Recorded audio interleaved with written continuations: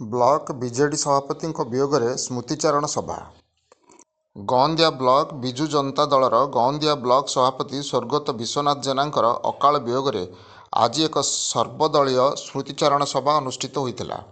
ଗଅଁଦିଆ ଆଞ୍ଚଳିକ ବିକାଶ ମଞ୍ଚର ଆବାହକ ତଥା ଗଅଁଦିଆ ବ୍ଲକର ପୂର୍ବତନ ଅଧ୍ୟକ୍ଷ ମଳୟ କୁମାର ସିଂଙ୍କର ଅଧ୍ୟକ୍ଷତାରେ ଆଜି ଅପରାହ୍ନରେ ଗଅଁଦିଆ ଗ୍ରାମର କଲ୍ୟାଣ ମଣ୍ଡପଠାରେ ଉକ୍ତ ସ୍ମୃତିଚାରଣ ସଭାରେ ଗଅଁଦିଆ ବ୍ଲକର ବରିଷ୍ଠ ନାଗରିକ, ବୁଦ୍ଧିଜୀବୀ, ରାଜନୀତି କ୍ଷେତ୍ରରେ କାର୍ଯ୍ୟରତ ରାଜନୈତିକ ବ୍ୟକ୍ତିମାନେ ଯୋଗଦାନ କରି ସ୍ୱର୍ଗତ ଜେନାଙ୍କର ବହୁମୁଖୀ କାର୍ଯ୍ୟଶୈଳୀ ଉପରେ ମତବ୍ୟକ୍ତ କରିବା ସହିତ ତାଙ୍କର ସାମାଜିକ ଓ ରାଜନୈତିକ କ୍ଷେତ୍ରରେ ତଥା ଶିକ୍ଷା କ୍ଷେତ୍ରରେ କରିଯାଇଥିବା କାର୍ଯ୍ୟଗୁଡ଼ିକର ବ୍ୟାଖ୍ୟା କରିବା ସହ ତାଙ୍କର ସୃଜନଶୀଳତା, ମାନବିକତା ଗୁଣ ଉପରେ ଦୃଷ୍ଟିପାତ କରିଥିଲେ।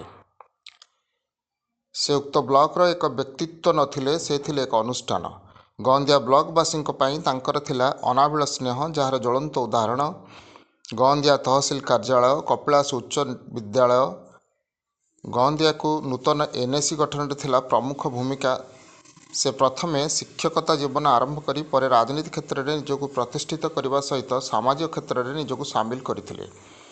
ଆଜିର ଏହି ସ୍ମୃତିଚାରଣ ସଭାରେ ଅବସରପ୍ରାପ୍ତ ସ୍ୱତନ୍ତ୍ର ସିବିଇ ଜଜ୍ ଭିକାରୀ ଚରଣ ରାଉତ, ପୂର୍ବତନ ସରପଞ୍ଚ ମଙ୍ଗରାଜ ବାରିକ, ଅବସରପ୍ରାପ୍ତ ରେଞ୍ଜର ଉପେନ୍ଦ୍ର ବେହେରା, ଢେଙ୍କାନାଳ ଜିଲ୍ଲା ବିଜେଡି କାର୍ଯ୍ୟକାରୀ ସଭାପତି ସନ୍ଦୀପ ଷଡ଼ଙ୍ଗୀ, ଡକ୍ଟର ଶାନ୍ତିଭୂଷଣ ପଣ୍ଡା, ପୂର୍ବତନ ବ୍ଲକ ଅଧ୍ୟକ୍ଷ ଅକ୍ଷୟ କୁମାର ମହାନ୍ତି, କୁନିଲତା ଦେହୁରୀ, ଭୁବନ ଏନ୍ଏସିର ପୂର୍ବତନ ଅଧ୍ୟକ୍ଷ ଶୁଭେନ୍ଦୁ ସାହୁ, ପୂର୍ବତନ ସରପଞ୍ଚ ଲକ୍ଷ୍ମୀଧର ରଥ, ସମାଜର ଢେଙ୍କାନାଳ ଜିଲ୍ଲା ପ୍ରତିନିଧି ଶିଶିର କୁମାର ଶତପଥୀ, ଗଅଁଦିଆ ବାର ସଭାପତି ପ୍ରଦୀପ କୁମାର ସାହୁ, ସରପଞ୍ଚ ପ୍ରଦୀପ କୁମାର ରାଉତ, ବିଜୟ କୁମାର ଦେହୁରୀ, ଗୌତମ ପ୍ରଧାନ, ଢେଙ୍କାନାଳ ସନ୍ଧ୍ୟା ମହାବିଦ୍ୟାଳୟ ଅଧ୍ୟକ୍ଷ ସମୀର କୁମାର ସାହୁ, ଯୁବ ସମାଜସେବୀ ତାପସ କୁମାର ରାଉତ, ସମିତି ସଭ୍ୟ ବଳରାମ ପରିଡ଼ା, ପବିତ୍ର କୁମାର ସାହୁ, ଜିଲ୍ଲା କଂଗ୍ରେସ ଉପସଭାପତି ଡମ୍ବରୁଧର ସେଠୀ, ଥିଙ୍କର୍ସ ଫୋରମ ସଭାପତି ସୁବ୍ରତ କୁମାର ସାହୁ, ବରିଷ୍ଠ ନାଗରିକ ଖଗେଶ୍ୱର ମହାନ୍ତି, ସଚିତାନନ୍ଦ ବେହେରା, ନୀଳାମ୍ବର ସାହୁ, ଅନେକ କୃଷି ପ୍ରାଥମିକ ସମବାୟ ସମିତିର ସଭାପତି ବୃନ୍ଦଙ୍କ ସମେତ ପୂର୍ବତନ ସରପଞ୍ଚ ସମିତି ସଭ୍ୟମାନେ ଉକ୍ତ ସଭାରେ ଉପସ୍ଥିତ ରହିଥିଲେ।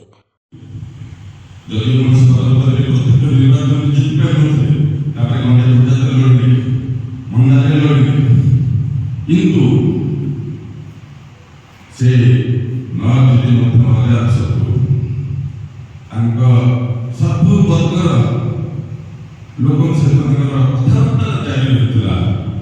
ଆଜି ଯେଉଁମାନେ ତାଙ୍କ ସାଙ୍ଗରେ ଅଛନ୍ତି, ହୁଏତ ମୁଁ ଯେତେବେଳେ ସୁସ୍ଥ ମନକୁ ଜନ୍ମ ହେଇନଥିବ, କିନ୍ତୁ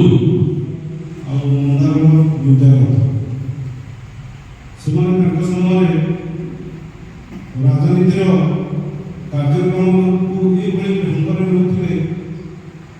ଗାଣିତିକ ଦୃଷ୍ଟିରୁ ସେମାନେ ସେଟାକୁ ଯିବ, କିନ୍ତୁ ସମାଜକୁ ଯେଉଁ ବାର୍ତ୍ତା ଦେଉଥିଲେ ସମାଜସେବୀ ରାଜନେତା, ତେଣୁ କାହାକୁ କେତେବେଳେ କ'ଣ କହିଦେଇ ପାରିଥାନ୍ତି।